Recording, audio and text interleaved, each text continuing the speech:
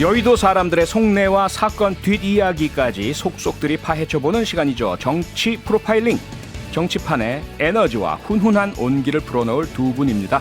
오늘도 김진에너지 김진애 전 의원, 이해훈 훈풍기 이해훈 전 의원 두 분 나오셨습니다. 안녕하세요. 네, 안녕하세요. 안녕하십니까. 네, 훈훈하지만 또 열정적으로 또 싸울 땐 싸워주신 두 분이라서 오늘 또 뜨거운 토론 기대하겠습니다.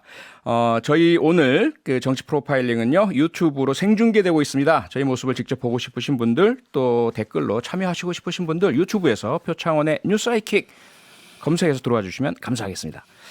네, 오늘 지금 그 손준성 검사 구속영장 실질 심사가 끝났고 판사가 상당히 지금 고뇌를 하고 있다, 이런 얘기가 들리고 있습니다. 오늘 밤에 결과가 나올 텐데요.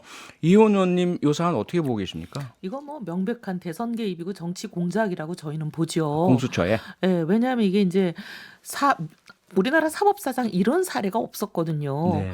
원래 이제 체포영장을 발부를 해서 체포를 한 다음에 조사를 하고 그다음에 관련자들도 조사를 하고 참고인들도 조사를 다 하고 그러고 나서 이제 구속영장을 청구해야 될 사안이 되면 청구하는 거잖아요. 근데 요 전 단계가 다 생략이 됐잖아요. 체포영장은 기각됐죠. 그러니까 법원이 지금 공수처가 얘기하는 거를 동의 못 한다는 얘기잖아요.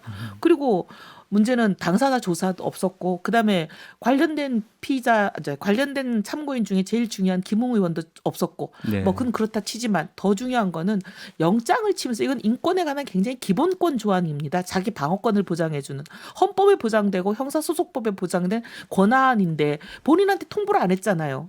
이런 것도 이렇게 절차와 기본권을 무시하면서 이렇게 막 밀어붙이고 더구나 기가 막힌 거는 이제 왜 구속영장을 지금 하느냐를 설명을 할 때 야당의 대선 경선 일정을 고려해서 빨리 해야 된다. 이게 뭐겠어요. 이게 이제 후보 선출에 영향을 미치겠다. 윤석열이 후보가 못 되게 하겠다. 근데 원래 이제 이런 게 만약에 공격거리가 있으면 본선에 가서 민주당 후보랑 붙었을 때 이제 하는 거잖아요.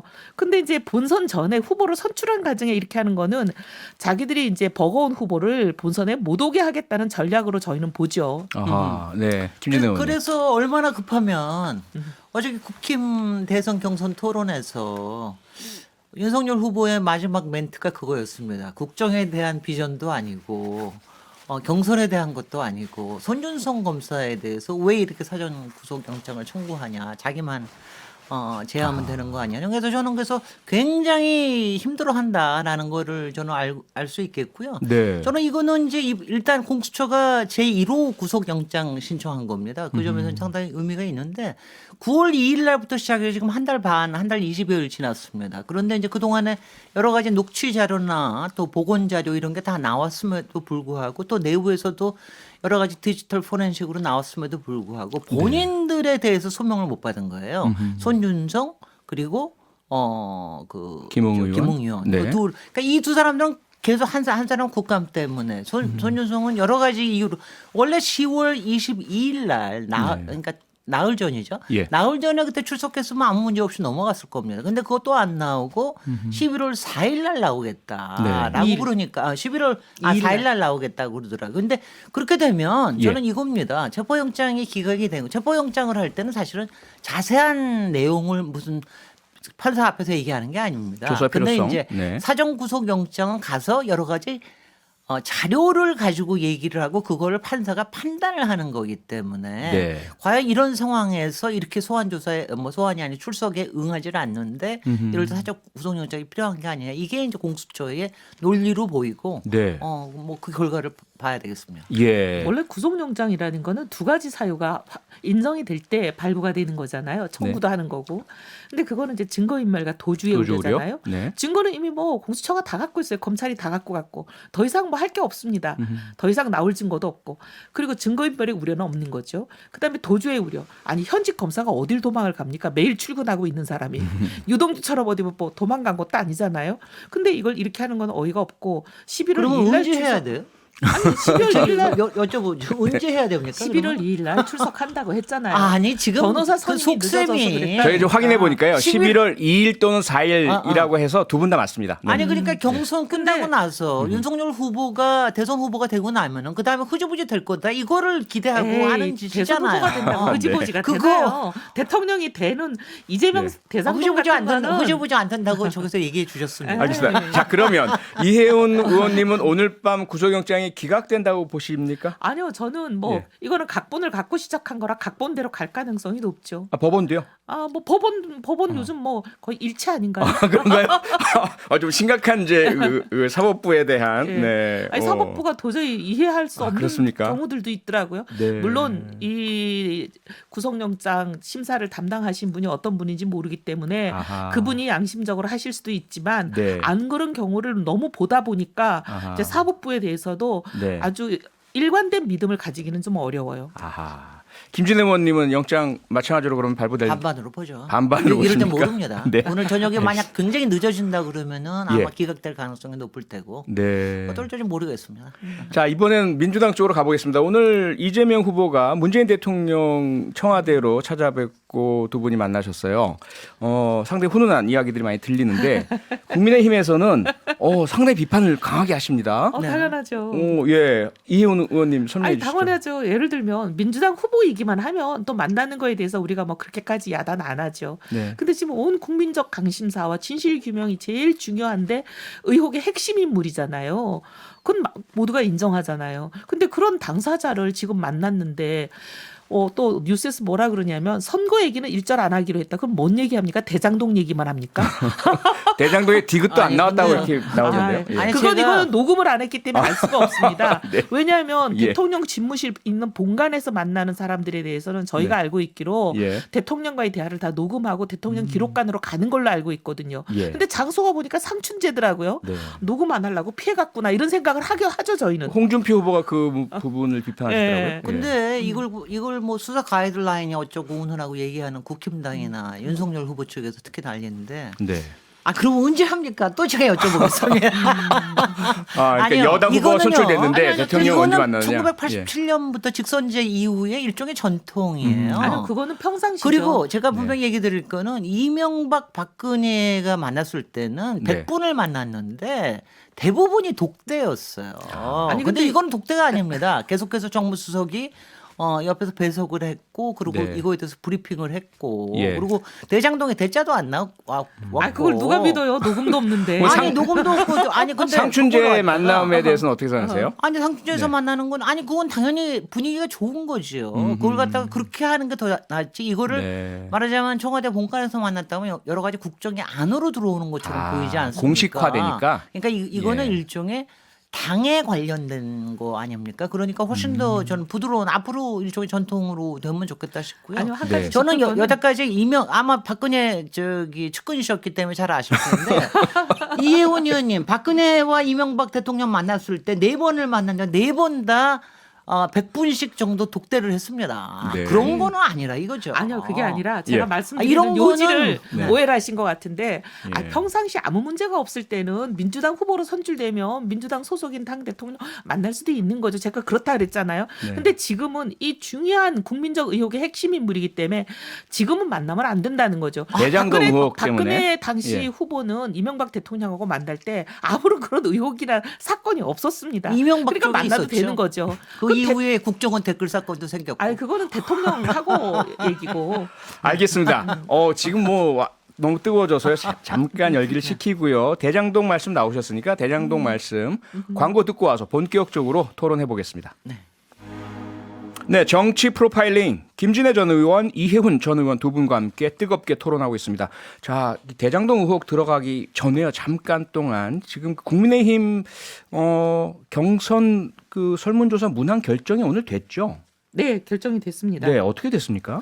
4명 중에 하나 고르는 걸로 갔어요. 아, 사지선다. 네, 사지선다. 네. 이게 이제 가장 우려했던 방식인데 왜냐하면 이건 뭐 어느 후보가 유불리하고를 떠나서 사실 지금 어떤 방식으로 하든 제가 보기에는 어떤 후보 한 사람이 거의 될 가능성이 90% 이상이기 때문에 아하. 누구 특정 후보에게 유불리 문제는 넘어선 거라고 생각하거든요. 네. 근데 이제 당의 후보를 결정하는 과정에 역선택을 하러 들어오는 사람들을 차단하는 방지 장치를 안 만들면 이거는 당원과 지지자가 우리 후보를 뽑는 게 아니라 적군이 우리 후보를 뽑는 길을 열어버리는 거예요. 역선택 방지 조항은 넣지 않았다. 예, 그러니까 예. 4명 그냥 물어보니까. 그냥 단순하게 그걸로. 예. 아하. 근데 그래서 이제 가상 대결을 이제 얘기하기로 했던 거거든요. 네. 근데 가상 대결을 안 받아들인 거잖아요. 네. 예.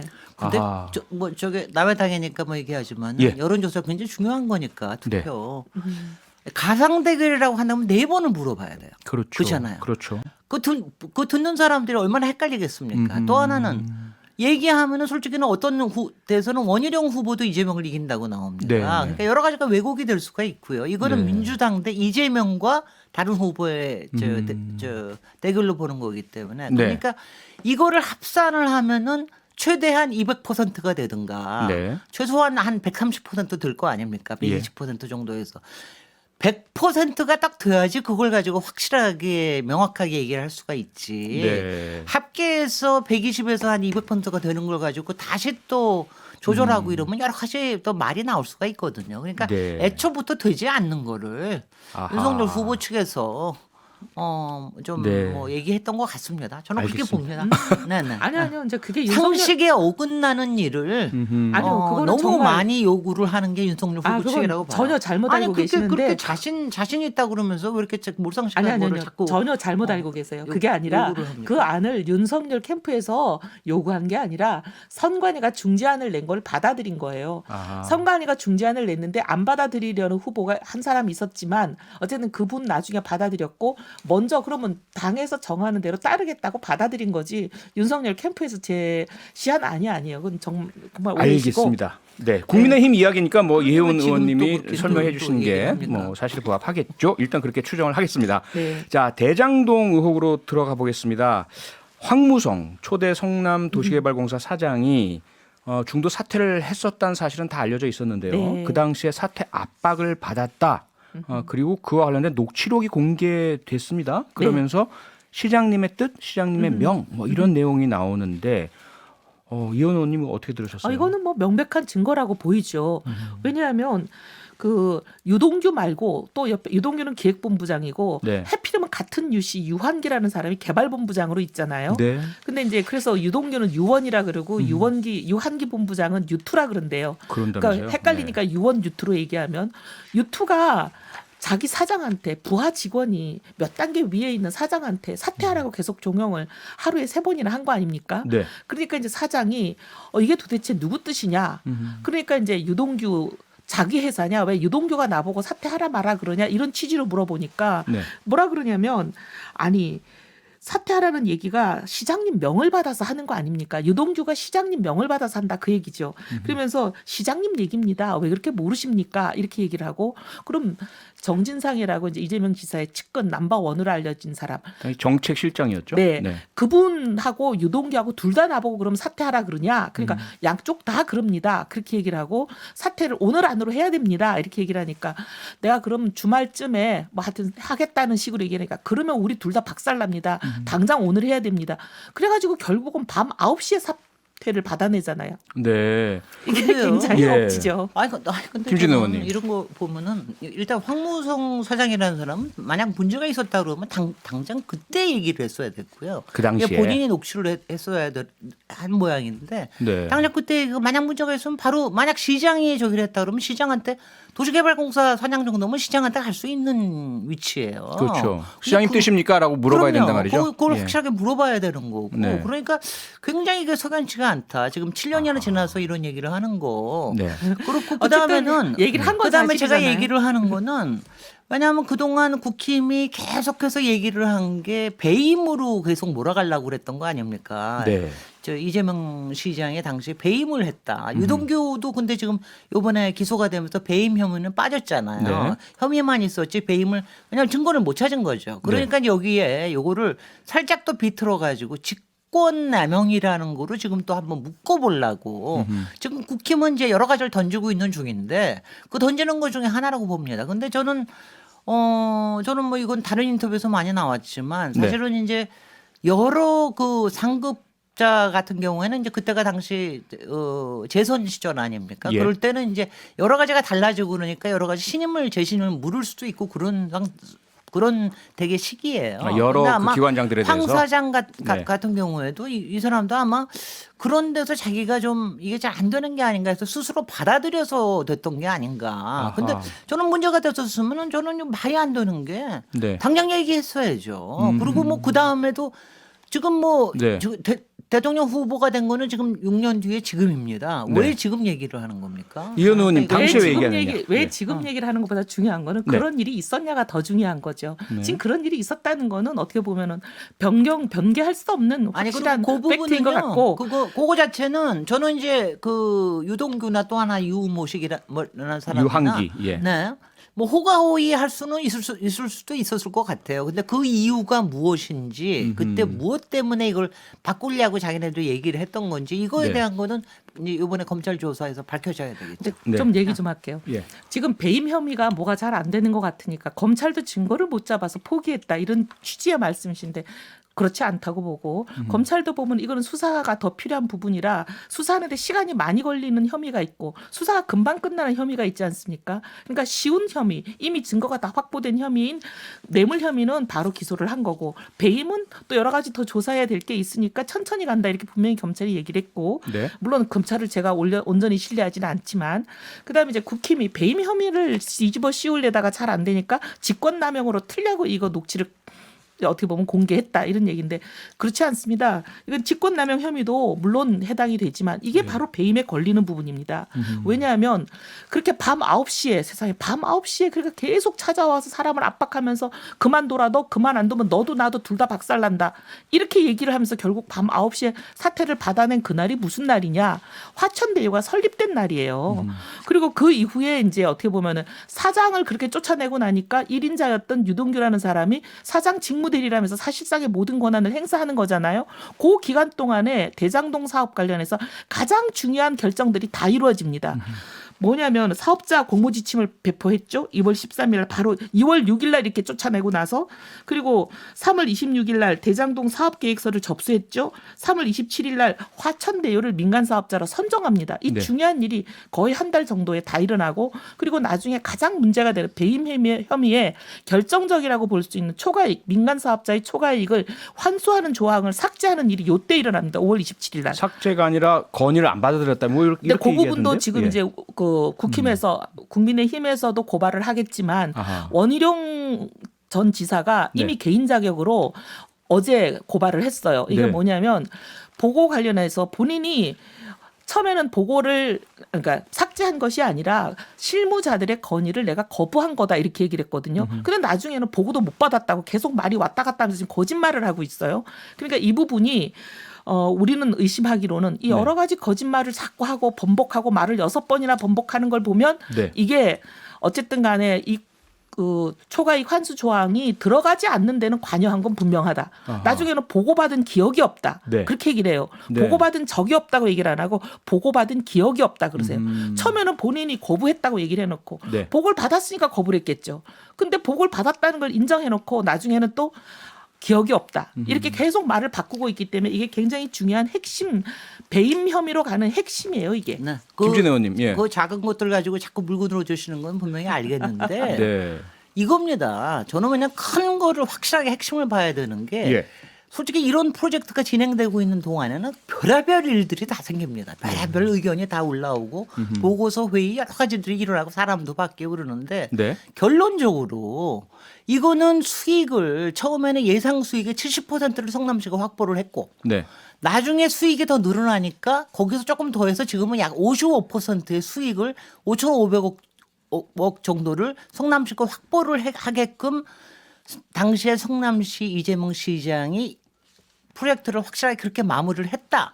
이게 핵심이지. 그다음에 네. 화천대유에서 일어난 여러 가지 상황에 대해서는 그 안에서 지금 거론되는 4인방이 했는지 네. 그 위에 하나은행 어소시움인지 아니면 그 뒤에 있는 여러 가지 법조 카르텔 때문인지 아니면 또 다른 전주가 있는 건지 또 예. 다른 권력이 있는 건지 그거는 별도로 봐야 된다는 별도로 겁니다. 그 별도 근데 중에 지금 자꾸 예. 얘기를 하는 게 네. 이재명 후보에 대해서 이거를 묶으려고 자꾸 그러니까 아하, 자꾸 예. 이렇게 무리수가 나오는 거고요. 알겠습니다. 그리고 네. 검찰의 수사도 처음에 정령하게 네. 녹취에서부터 출발을 하다 보니까 이렇게 자꾸 흐트러지는 거 아닙니까? 아하, 출발점이. 이렇게 녹취에 특히 네. 이해 당사자에 걸려져 있는 사람의 녹취를 가지고 얘기를 하면은 여러 가지 검찰이 또 흐트러질 수 있다. 저는 알겠습니다. 그 점을 얘기를 하겠습니다. 지금 뭐 여러 가지 이제 다른 그 가지를 말씀 주셨는데요. 그 중에 하나 부산 저축은행 수사 얘기가 지금 불거져 나왔습니다. 2011년에 대검 중수부에서 부산 저축은행 관련 수사를 대대적으로 했지 않습니까? 그런데 그 당시에 대장동 대출 불법 대출 관련된 사안들이 있었는데 제대로 수사하지 않고 덮었다. 그 당시에 주인 검사가 윤석열 검사였다. 이런 의혹이 보도되고 있습니다. 이희원 의원님 첫째 어떻게 보세요? 이것부터 얘기하면 예. 부산 저축은행 수사는 2011년 일이에요. 네. 근데 대장동 사업은 2015년에 시작이 됐어요. 그렇죠. 말이 되는 얘기냐고요. 2011년에 대장동 사업이 아직 확정도 되지도 않고 계획도 안 되고 시작도 안 되는 시절에 2011년에 이게 무슨 대장동 사업과 관련된 뭐 대출 사기 사건이 있었다. 이것도 지금 성립이 안 되는 얘기인데 그때 당시 이제 윤석열 후보의 얘기를 들어보면 그리고 네. 이건 여러 가지 언론에서도 확인한 부분이니까 예. 그때 당시는 수사라는 게 부산 저축은행을 털면 뭐 알파부터 오메가까지 모든 걸 다 틀고 이렇게 수사를 못하게 하잖아요. 그건 어떻게 보면 국민의 기본권에 해당되는 거라 그래서 별건 딱 수사. 혐의를 네. 별건 수사 네. 혐의를 딱 지정해서 그거에 관한 수사를 하게 하는 거잖아요. 그때 당시 수사는 뭐냐면 부산 저축은행이 120여 개의 어떻게 보면 차명 법인을 만들어 가지고 거기 투자하는 형식을 빌어서 직접 부동산 개발을 했던 이 혐의를 조사한 거잖아요. 네. 근데 지금 이 혐의하고는 대장동 사업을 나중에 2015년에 하게 되는 사람들이 2011년에 부산 저축은행으로부터 대출을 받았던 건 상관이 없는 거잖아요. 근데 그걸 와가지고 이제 2015년에 이런 일이 일어날 걸 미리 하나님처럼 알고 왜 그때 수사 안 했냐 이렇게 얘기하는 거는 네. 안 근데 맞는 이제 거죠. 얘기는 이겁니다. 주진 의원님. 2011년이라 그러면 이제 그때 당시에 2010년에 성남시장에 이제 이재명 성남시장이 들어왔으니까 당시에는 민간 개발이냐 공공 개발이냐 네. 이거 가지고 한참 뜨거웠을 때고 이미 토지 작업을 했던 세력이 이른바 남욱 네. 변호사와 그 주변의 세력이 이미 그때 작업을 하고 있었던 때거든요. 2009년부터 했다고 하죠. 2009년부터 예. 2012년 사이에 예. 대부분의 작업을 했는데 그때 돈이 뭐가 쓰였느냐. 그게 바로 당시에는 아직 SK머니가 들어오기도 전에 예. 부산저축은행에 대출을 받은 걸 가지고 이 토지 작업에 쓰였다. 아하. 근데 이제 부산대출은행을 했을 때 당시에 이 PF에 대해서 조사를 안 했느냐 하면 조사를 했는데 네. 똑같은 사안으로 4년 뒤에 2015년에 수원지검에 의해서 남욱 관련은 기소가 됩니다. 네. 남욱뿐만 아니라 딴 사람들이 몇 사람이 기소가 됩니다. 근데 2011년에는 그냥 덮어준 거예요. 근데 아하. 그때 주인 검사는 굉장히 중요한 거 아닙니까? 네. 주인 검사는 구속영장도 치고 이러는 사람이거든요. 네. 근데 이 사람이 윤석열 검사였고 그 그 당시 과장이죠. 네. 그리고 이거의 변호사가 박영수 박영수 특검이었다. 특검. 네. 이 두 사람의 관계가 이때부터 있었다. 그러니까 여기서부터 나중에 지금 뭐 김만배 윤석열 후보의 뭐 여러 가지 집 사준 문제라든가 이런 것도 나오듯이 예. 끊임없이 이 화천대유의 이 주요 부분과 박영수 특검과의 이 관계에서 생기는 문제들이 네. 윤석열한테까지도 영향을 미친 게 아니냐. 이 부분에 대해서는 이게 말하자면은 잘못된 시드머니가 생기게 만든 거지요. 네. 그러니까 이거에 대해서 응징을 안 했기 때문에 이런 문제가 생기게끔 씨앗을 이제 심은 거나 저런 마찬가지죠. 얘기예요. 예. 이 사람들이 몇 년 후에 범죄자가 될 걸 왜 미리 알고 그때 수사하지 않았니라는 거죠. 똑같은 사안은 그렇게 됐어. 근데 그리고 네. 이제 지금 말씀하시는 게 2015년에는 수원지검에서 특수부에서 이걸 수사를 했을 때는 남욱을 처벌했다 그러셨는데 변호사법 위반으로 처벌했어요. 네. PF 대출의 사기나 배임이나 횡령이나 이런 게 하나도 기소가 되지 않고 단순히 변호사법 위반으로 처벌받은 사건이에요. 그러니까 2011년에 이걸 뭐 배임이다 횡령이다 뭘 할 수가 있었겠어요? 그런데 네. 그런데 이제 계속 이거 봅시다. 근데 왜 화천대유는 계속 박영수 특검을 고문으로 했으면 당시에 이 저 담당한 중수부장이던 최재경은 왜 또 여기에 또 고문으로 했으면 최재경 당시 이런 거, 검사장. 뭐 다 이제 이런 것들이 다 네. 수상하게 생각이 되는 겁니다. 알겠습니다. 박영수 특검에 대해서는 저도 좀 여러 가지가 이해가 안 되는 부분이 많아요. 그러게요. 네. 자 마지막으로요. 곽상도 의원의 아들 논란 많았던 퇴직금 50억 원 법원에서 동결했습니다. 그거 전 하나 잘한 것 유일하게 같아요. 아, 잘했다. 유일하게 요새 좀 예. 상쾌한 뉴스죠. 근데 좀 너무 늦은 거 아니에요? 아하. 난 좀 이해가 안 되는 게 이게 네. 예를 들면 혐의가 인정되고 안 되고는 그건 나중 얘기고 네. 혐의가 있으면 일단 동결부터 하는 게 선 조치 아닌가요? 아니, 근데 꼭 왜 그렇지는 선 조치를 않습니다. 먼저 안 했는지. 네. 혐의에 대해서 뭐냐면 혐의에 대해서 여러 가지를 그동안 이렇게 검찰이 조금 밝혔다는 얘기고 네. 이거는 뭐 근데 증거가 생겼다는 얘기고 그거 밝히는데 이렇게 오래 걸리는 게 이해가 안 돼. 약 10개의 은행 통장을 동결을 했다고 그러니까 네. 시민 여러분들의 이 예. 아픈 가슴을 달래줄 수 있는 시간이 올 수 있을 것 같습니다. 알겠습니다. 늦었지만 그래도 동결은 됐으니까요. 오늘 정치 프로파일링은 여기서 마무리하겠습니다. 지금까지 김진애, 이혜훈 전 의원과 함께했습니다. 두 분 감사합니다. 다음 주에 네, 뵐게요. 감사합니다. 네, 감사합니다. 네. 평일 저녁 6시 5분에 여러분을 찾아갑니다. MBC 라디오 표창원의 뉴스 하이킥.